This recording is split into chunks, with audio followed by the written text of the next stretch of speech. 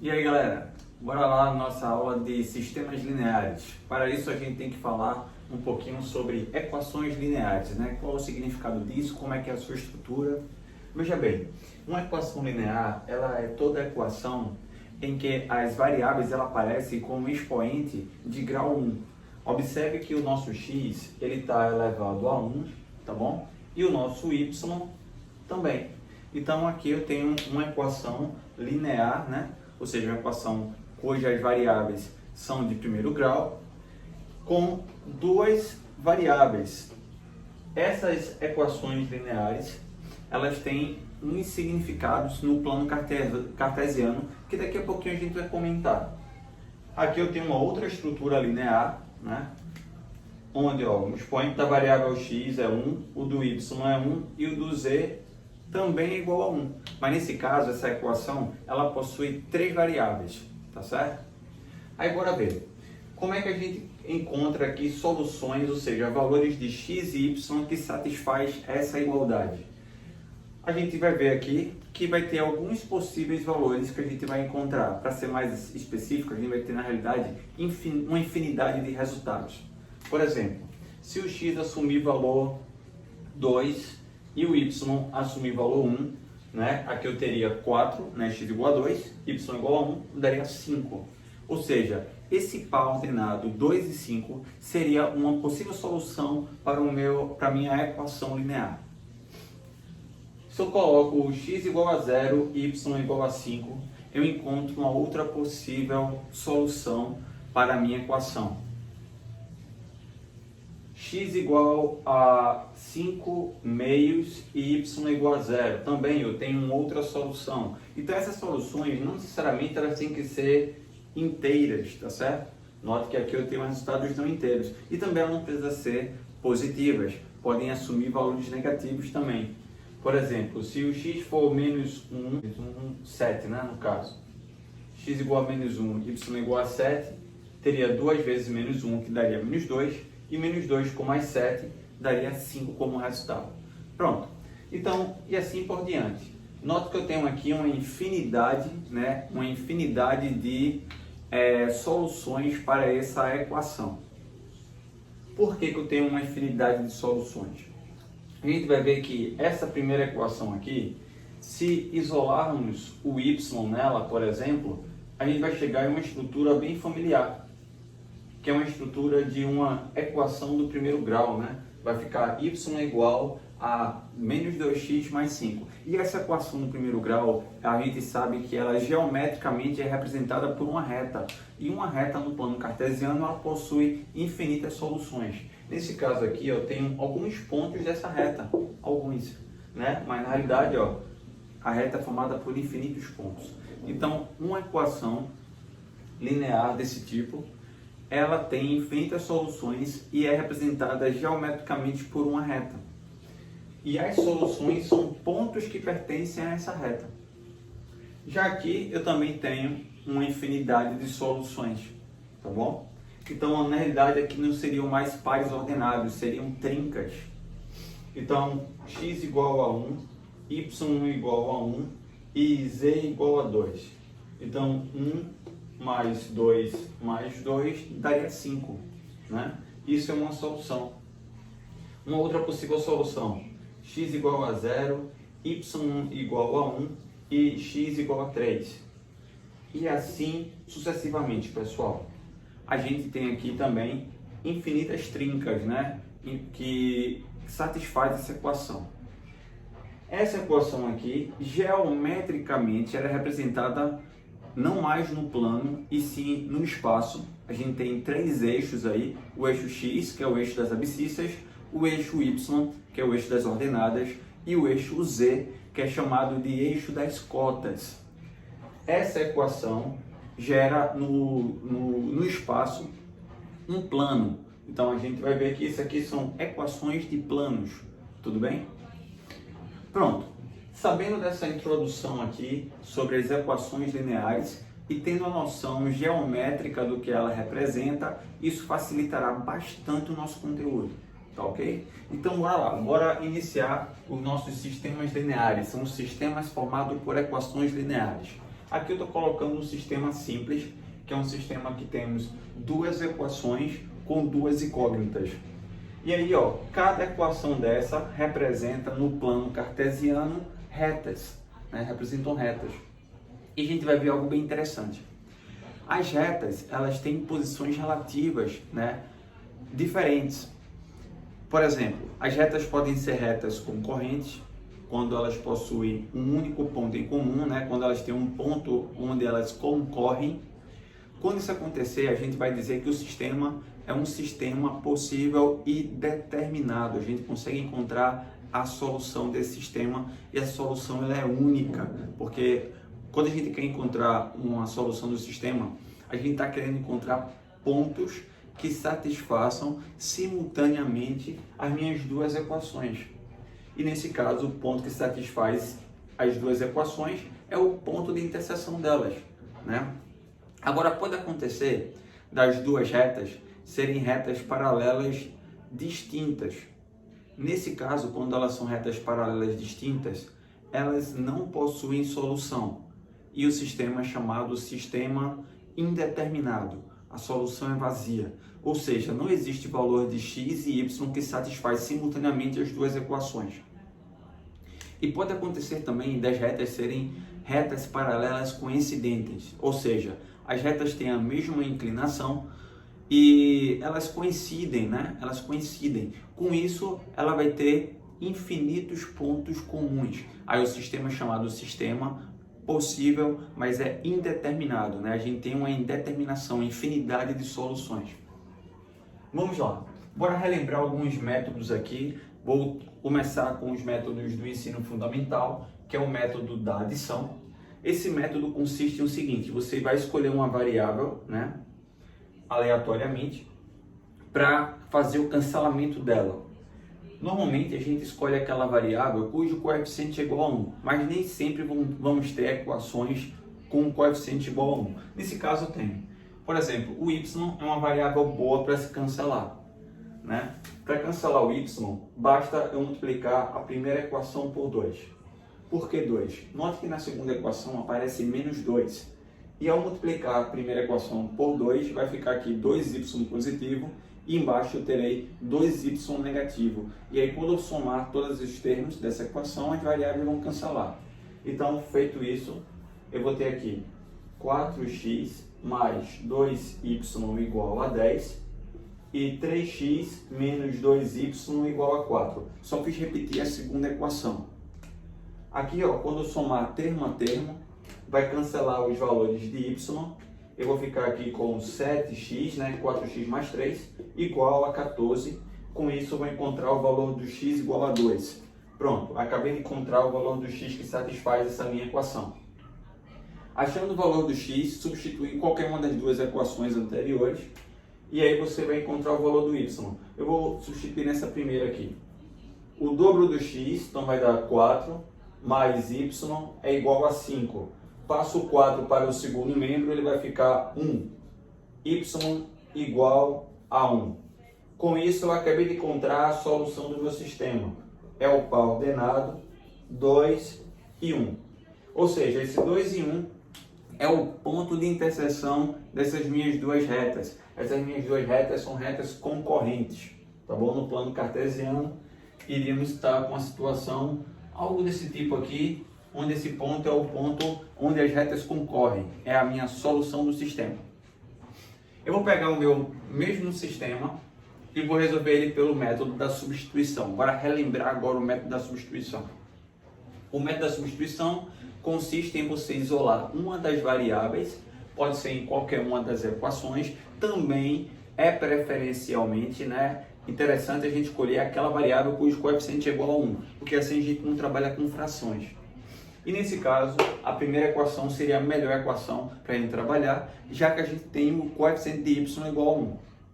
Isolando o y na primeira equação, eu vou ter y igual a 5 menos 2x. Confere aí. Agora, isolando o valor do y, substitui na outra equação. Então, se você isolar na primeira, substitui na segunda. Se isolar na segunda, substitui na primeira. Feita essa substituição, eu vou ter 3x menos o dobro do y. Ó, quem é o y? 5 menos 2x. Então, 5 menos 2x é igual a 4. Feito a distributiva, eu vou ficar com menos 10 menos 4, menos 2 com menos 2, vai dar mais 4x igual a 4. Essa soma aqui vai dar 7x. O menos 10 passa para o segundo membro, vai mais 10, com o 4 que já está lá vai dar 14. Com isso a gente vai encontrar o x igual a 2.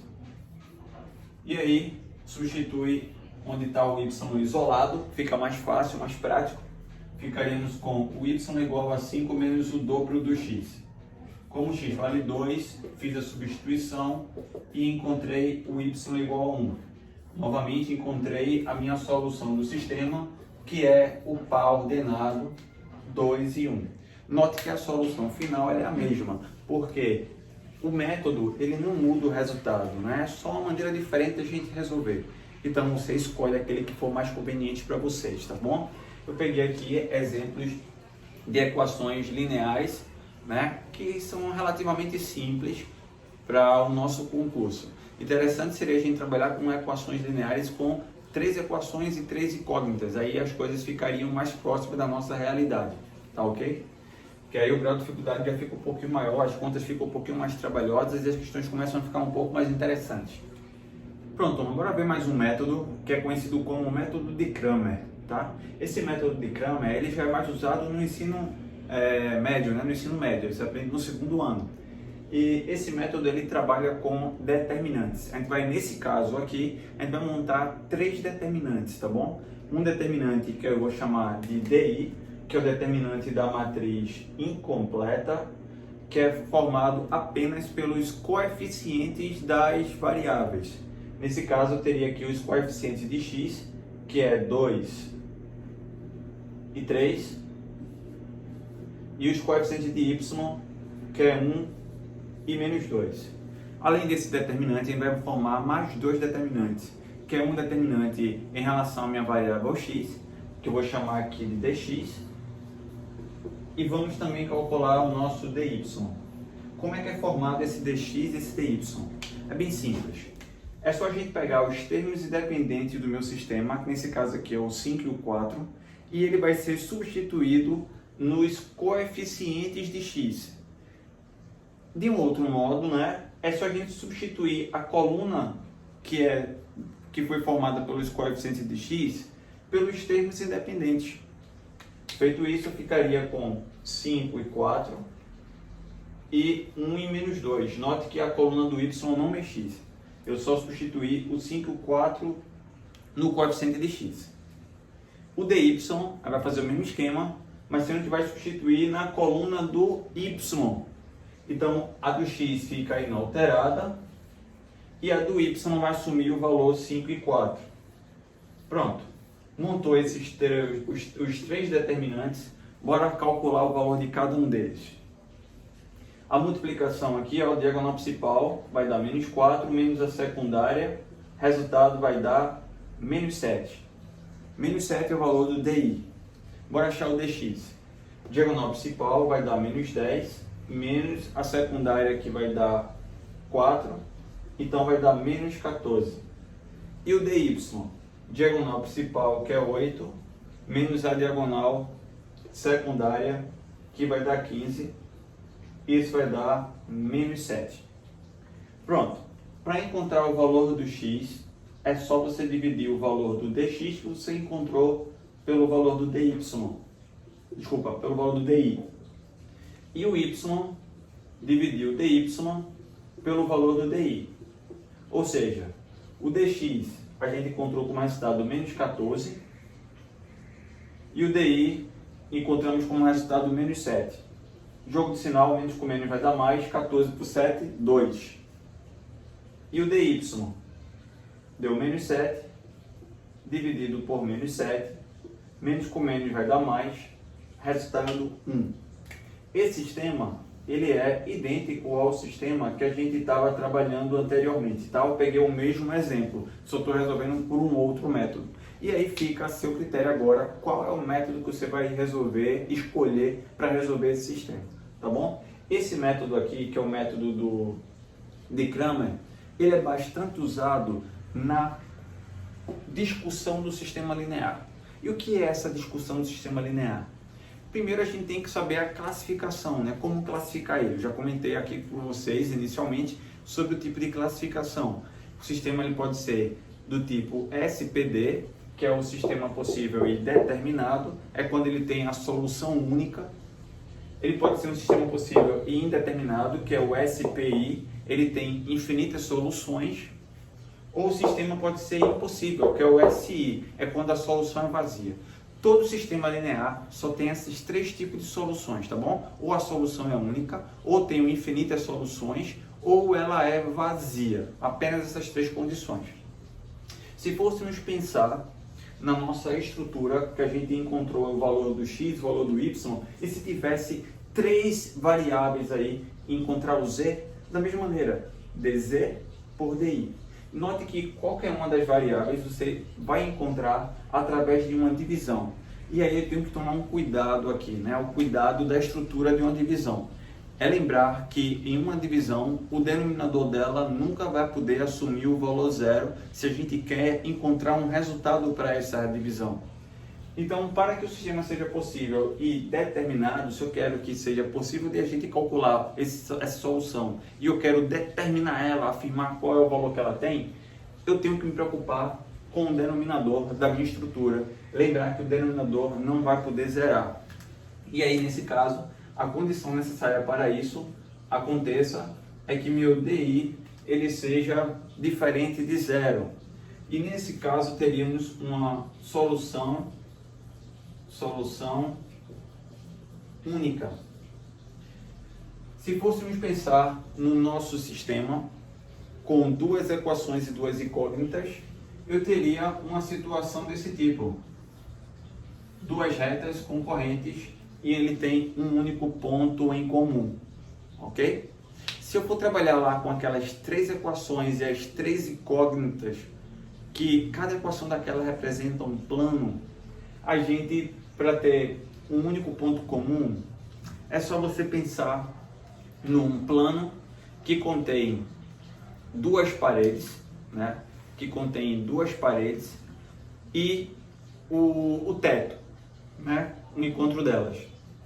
Essas duas paredes e o teto vai ter um ponto em comum, né? Se você olhar agora para a quina da parede da sua sala, né, da sua casa, você vai observar que vai ter o plano de uma parede, o plano da segunda parede e o plano do teto, e ele vai ter um pontozinho lá em comum. Pronto, ali seria a solução do meu sistema, quando o meu sistema tiver com três equações e três incógnitas, tá bom? São interseções entre planos.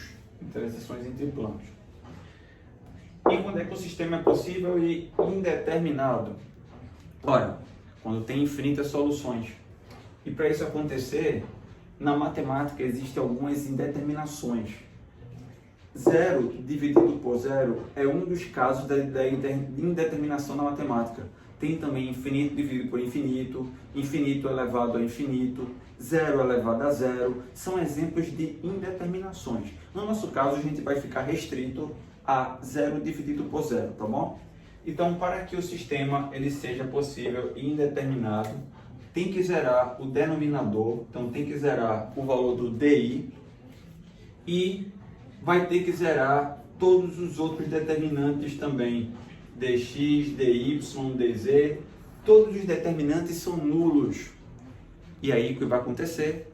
Eu vou ter a divisão de zero por zero e isso matematicamente é uma indeterminação, tranquilo? Então essa é a nossa condição para que o sistema seja um sistema possível e indeterminado. Na prática, o que está acontecendo é que essas, no caso das retas, seriam retas coincidentes, onde a gente teria uma infinidade de pontos em comum. No caso dos planos, por exemplo, poderia ser várias opções aí, por exemplo, dois planos coincidentes e um outro plano seccionando eles. Aí o que vai ter em comum é uma reta, né? Então, nesse caso, eu teria um sistema possível, mas indeterminado. Poderia acontecer dos três planos coincidirem também. Se os três planos coincidem, todos os pontos pertencem aos três planos simultaneamente, tendo infinitas soluções. Tá bom? Então aqui são alguns exemplos de situações que a gente tem uma infinidade de soluções. Sistema impossível. Ora, para ser impossível, eu tenho que dividir um número não nulo por zero. E aí a divisão por zero não existe, né? De um número não nulo por zero. Aí causa um erro. Causando um erro, não consigo identificar que é um valor do x, ou o valor do y, ou o valor do z. Basta que pelo menos uma dessas coisas aconteça.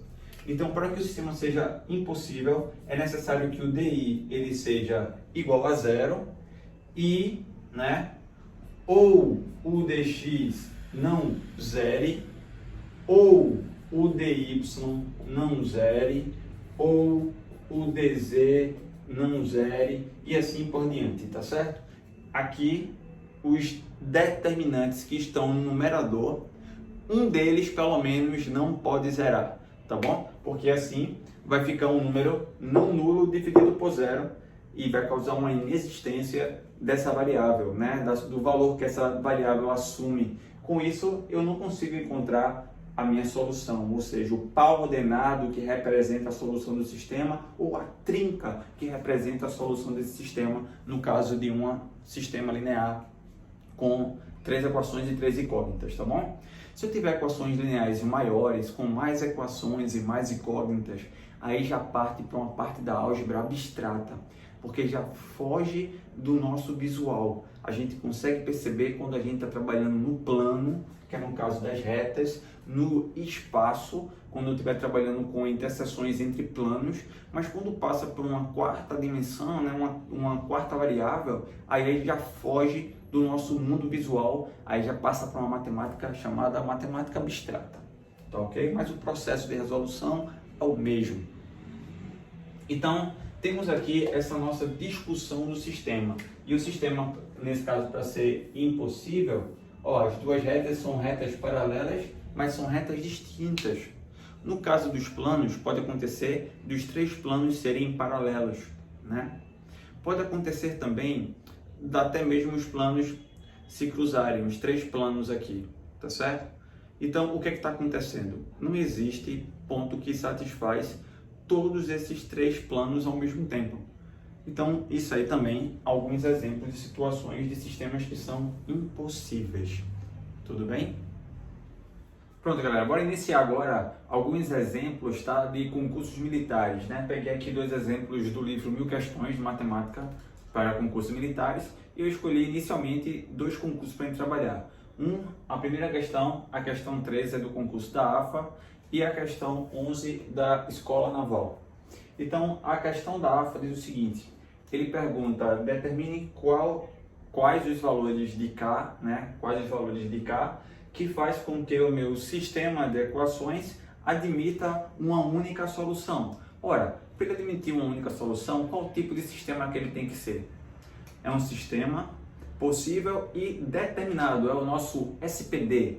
Então, para que isso aqui aconteça, para que o sistema possua uma única solução, é necessário que o nosso DI, que é aquele determinante da matriz incompleta, né, formado apenas pelos coeficientes, ele seja diferente de zero. O nosso DI tem que ser diferente de zero para que tenha uma solução única. Então, a nossa questão é uma questão que envolve um sistema possível e determinado, onde a condição é que o meu DI seja diferente de zero. Bora montar o nosso DI aqui. Formado apenas pelos coeficientes. Coeficiente de x. Note que na primeira equação o coeficiente de x é igual a 1. Né? Na segunda equação não temos x, né? Não aparece x nessa segunda equação. E então o coeficiente dele vale 0. O coeficiente de x na terceira equação vale 1. Note que aqui tem uma pegadinha. Ó. Não tenho variável x, eu tenho a variável z que aparece, ó, em 2 locais diferentes. Tá bom? Tem uma sacanagem aí. Depois, o coeficiente de y, na primeira não tem y, então o coeficiente de y é 0. Na segunda, o coeficiente de y é igual a 1. E na terceira, o coeficiente de y é igual a k. Coeficiente de z, na primeira é menos 1, na segunda é igual a 3, e na terceira também, desculpa, a segunda é k mais 3, né? K mais 3, por conta desses dois coeficientes daqui. E a terceira é igual a 3. Pronto. K mais 3 porque é como se estivesse colocando o z em evidência, né? Um fator comum, para poder operar naquela soma. Pronto, fazemos esse cálculo desse determinante. O 1 e o 3 sobem, né? 1 e o 3 sobem. O 1 e o menos 1, eles descem. 1 e menos 1, eles descem. Aí faz os produtos aí das nossas diagonais.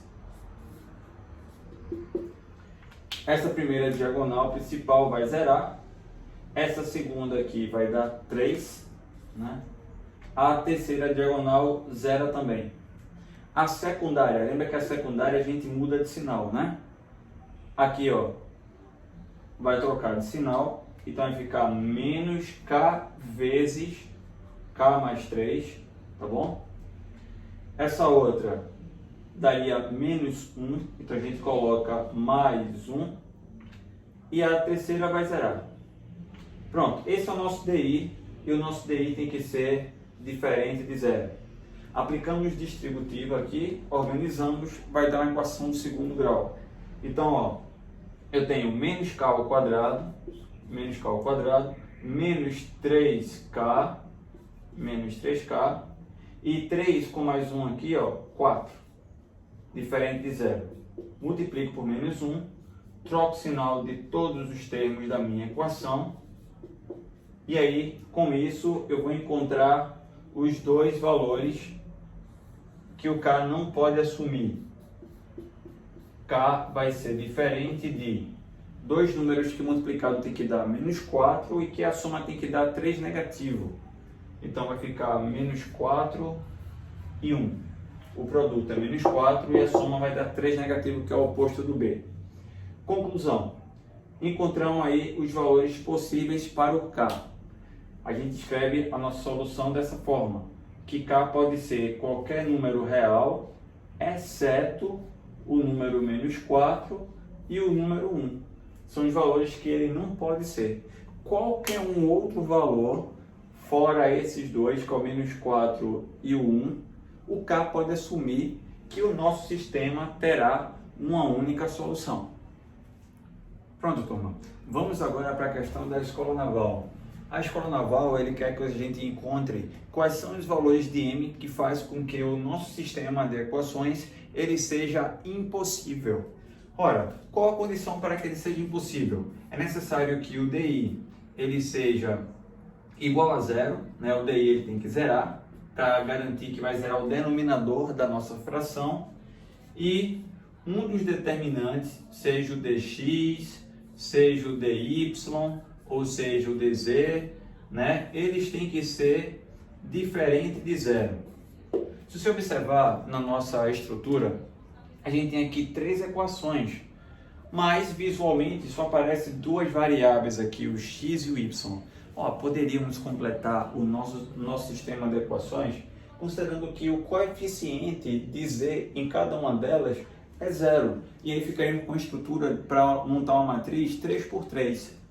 Por exemplo, ao montarmos o nosso DI, ficaríamos assim, com m, que é o coeficiente de x da primeira equação, 1 e 1. 1 e 1. O coeficiente de y, 1, menos 1 e 1. 1, menos 1 e 1. E o coeficiente de z, nesse caso, note que nenhuma das equações tem z, então vou colocar aqui 0, 0 e 0. Pronto, acabei de encontrar o meu DI. Aí vou calcular o valor do DI, e nesse caso, esse cálculo ele é desnecessário, porque a gente estudou propriedades de determinante e vimos que se tivermos uma fila, né, seja ela linha ou coluna, toda nula, o determinante dessa matriz é igual a zero. Então já sabemos que meu DI vai zerar, ou seja, a minha primeira condição está sendo satisfeita. Agora é necessário que um dos outros determinantes não zerem, tá bom? Então você substitui aí no cálculo do dx, dy ou dz. O dx, pessoal, quando você for substituir os termos independentes na coluna do x, essa coluna de zero ainda permanece, ou seja, o dx vai zerar. Mesma coisa acontece com y. Então, a minha preocupação é só com o z. Se eu fizer o dz, a gente vai fazer com que aquela coluna lá de zeros desapareça, porque é ela que está zerando todas as minhas outras variáveis. E aí vai ficar assim, ó, m1 e 1, 1, menos 1 e 1, e no lugar da coluna do z, que está lá destacada, que é a coluna dos elementos nulos, coloco os termos independentes, 2, m e 2. Pronto. Sendo assim, eu vou calcular o nosso dz. Novamente, o 1 e o 2, né, sobem, e o m e o 2, eles descem. Diagonal principal aqui, ó, vamos ter m positivo, aqui menos 2m e aqui mais 2. Secundária muda o sinal. Então, ao multiplicar, vou ficar com menos m quadrado, mudando o sinal. O que era menos 2 fica mais 2 e o que é 2 fica menos 2. Vou somar todo mundo e vou igualar a zero. O melhor dizer que é diferente de zero.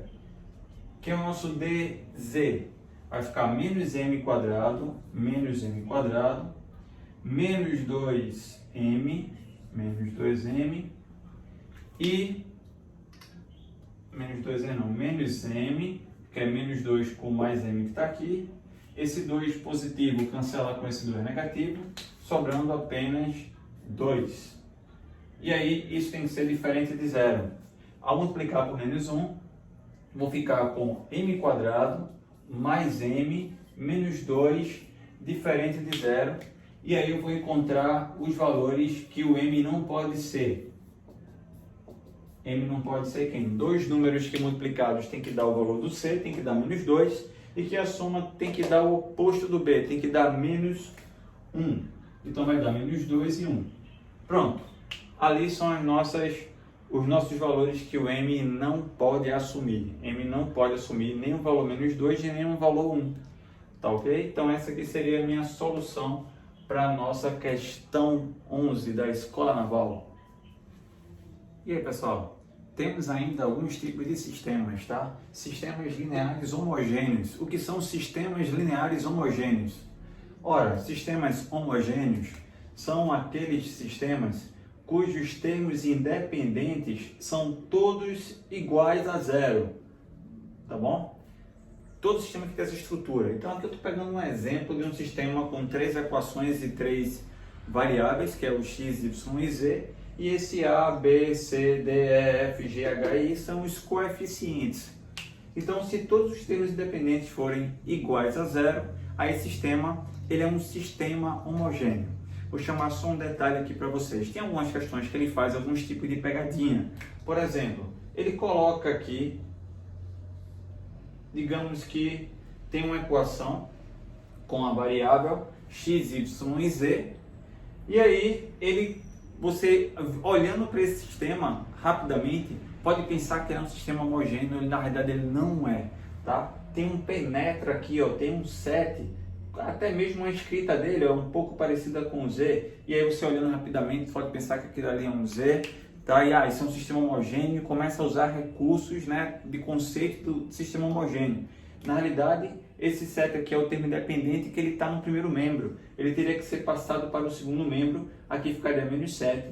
E o sistema, ele na realidade não seria um sistema homogêneo. Então fica bem atento a isso, porque às vezes ele faz esse tipo de pegadinha. Ele coloca o termo independente no primeiro membro, deixando o termo independente, o segundo membro todos iguais a zero, para causar essa falsa sensação que o sistema é um sistema homogêneo, onde na realidade ele não é, tá bom? Mas voltando à nossa estrutura aqui, colocando o nosso IZ, aí sim não tenho termos independentes no primeiro membro, e aí todos os termos independentes é igual a zero, aí eu tenho certeza que o sistema é homogêneo. Veja bem, o sistema homogêneo ele só tem dois tipos de classificação. Ou ele é um sistema possível determinado, ou ele é um sistema possível indeterminado, ou seja, ele sempre será possível. Só preciso saber se ele é determinado ou não, tá bom? O sistema homogêneo, ele nunca será um sistema impossível, nunca, tá bom? Nunca será impossível. Isso é bem fácil a gente ver. Primeiro, lembra que para ser um sistema impossível, o DI tem que zerar e os outros determinantes, pelo menos um deles não zeraria. Mas veja só, se todos os termos independentes é igual a zero, ao substituir esses zeros na coluna do x, o meu dx vai ficar uma matriz com a coluna toda nula, determinante igual a zero. Mesma coisa acontece quando substituir na coluna do y ou na coluna do z.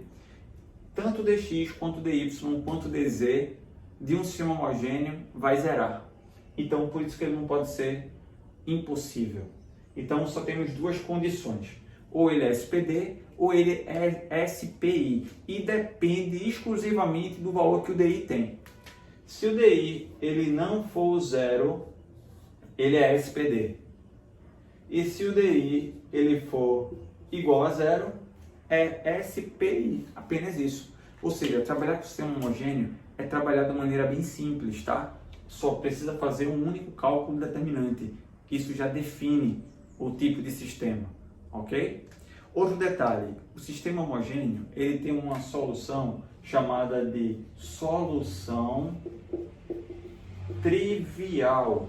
Essa solução trivial é essa solução aqui, ó. Quando tiver uma solução única, será trivial, que é quando o x, o y e o z assumem valor zero, ou seja, ele tem todas as variáveis nulas.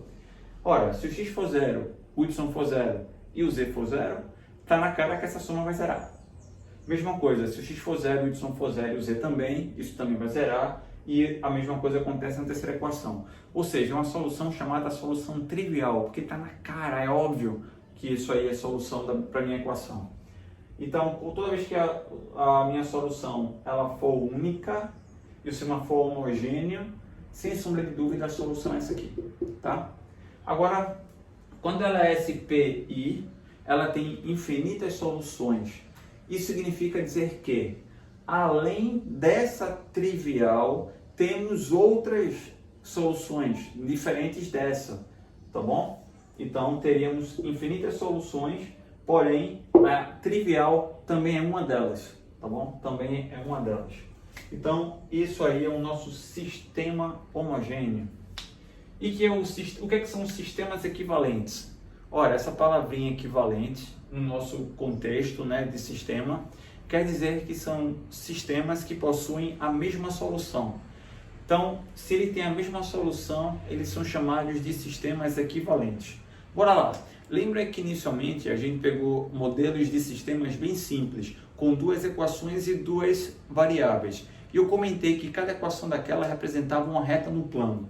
Então, bora supor que eu tenho aqui uma reta que eu vou chamar de R e tenho uma outra reta que eu vou chamar de S.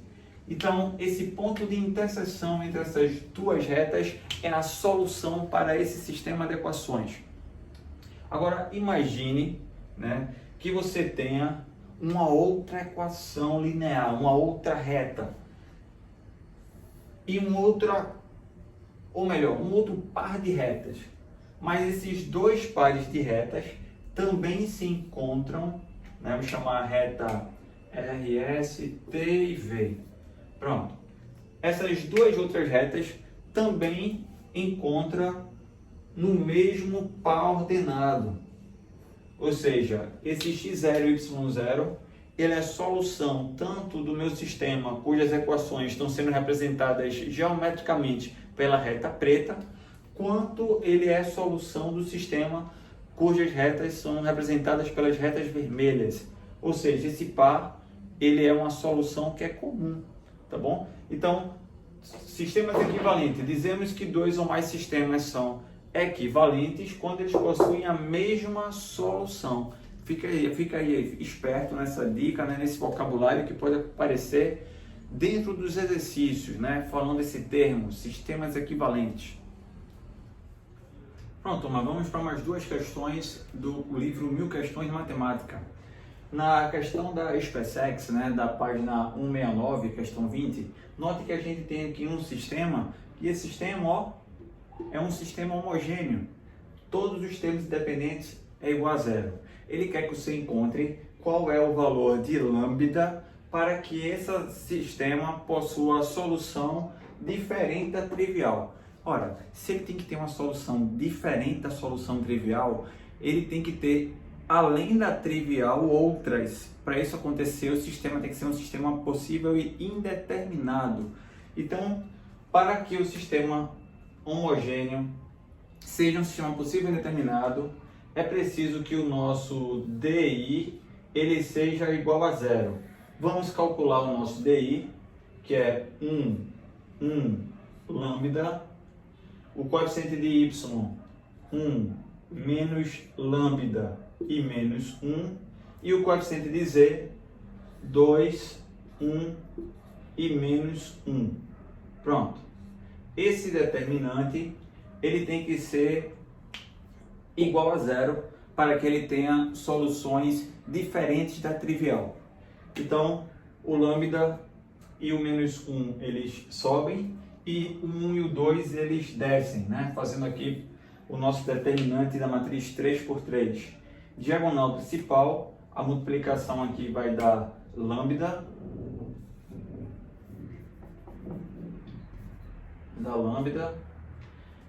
a segunda vai dar menos lambda com menos 1 vai dar mais lambda novamente, e aqui vai dar menos 2. A secundária, agora mudar o sinal, o que era menos 1 vai ficar mais 1. Aqui, menos 2 lambda ao quadrado, mais 2 lambda ao quadrado. E essa outra, o que era menos 1, fica mais 1. Soma todo mundo igual a zero. Feita essa soma, vai ficar 2 lambda ao quadrado, mais lambda com mais lambda aqui, vai ficar mais 2 lambda, e 1 mais 1, 2, com esse 2 zerou. Então, ficou essa equaçãozinha do segundo grau. Dá para eu dividir toda ela por 2, vai ficar lambda ao quadrado mais lambda igual a zero. Posso colocar o lambda em evidência, que é o fator comum, e aí eu vou encontrar que ou lambda é zero, ou lambda é igual a menos 1. Pronto, acabamos de encontrar os valores possíveis para a lambda, que faz com que o nosso sistema tenha soluções além da trivial, né? Ou seja, seja um sistema possível e indeterminado. Outra questão de sistema homogêneo, essa questão ela é da AFA, né? A questão 9, da página 165. Ora, eu fiz questão de colocar as alternativas, já para a gente matar a questão só pelas alternativas e os nossos conceitos. Se esse sistema é um sistema homogêneo, ele só tem duas possíveis soluções, né? Ou ele é do tipo SPD, ou ele é do tipo SPI. Para ser SPD, o DI tem que ser diferente de zero, e para ser SPI, o DI tem que ser igual a zero. Então vamos trabalhar com duas possibilidades, ou igual a zero, ou DI diferente de zero. Nessa questão ele quer que você encontre o valor de M para que essa solução, esse sistema, ele possua apenas a solução trivial. Então, para que ele possua apenas a solução trivial, você vai observar que o DI ele tem que ser diferente de zero. Pessoal, se eu vou calcular o DI, vou montar um determinante, né? E eu vou pegar ele e colocar diferente de zero, olha para minhas alternativas. Eu tenho uma letra A igual, falso, maior que, menor que. A única que aparece o sinal de diferente é a letra C, e já é a nossa resposta. Bora lá, bora confirmar. Vou montar o meu DI aqui. Coeficiente de x, 1, 2 e 4. 1, 2 e 4. Coeficiente de y, menos 1, menos 3 e 3. E o coeficiente de z é 1, 2 e m. 1, 2 e m. Pronto, calculando aqui o nosso determinante, diagonal principal vai dar menos 8, então o nosso DI vai ficar aqui, ó, menos 8, deixa eu botar aqui ao lado, menos 8, depois menos 3m, menos 3m, depois 6 positivo, secundária para mudar o sinal, vou ficar aqui com 6 negativo. Depois o que era menos 12 vai passar a ser mais 12. E o que é menos 2m vai passar a ser mais 2m. Então, quem é o nosso DI? Menos 3m com mais 2m vai ficar menos m. Bora ver a parte numérica agora. O 6, ele cancela com esse menos 6. Sobrando apenas 12 com menos 8, ou seja, 4. Mas como o meu DI tem que ser diferente de zero, o menos 4, menos m mais 4 tem que ser diferente de zero. E aí, resolvendo isso, eu vou encontrar que o m tem que ser diferente de 4, como a gente já tinha encontrado aqui.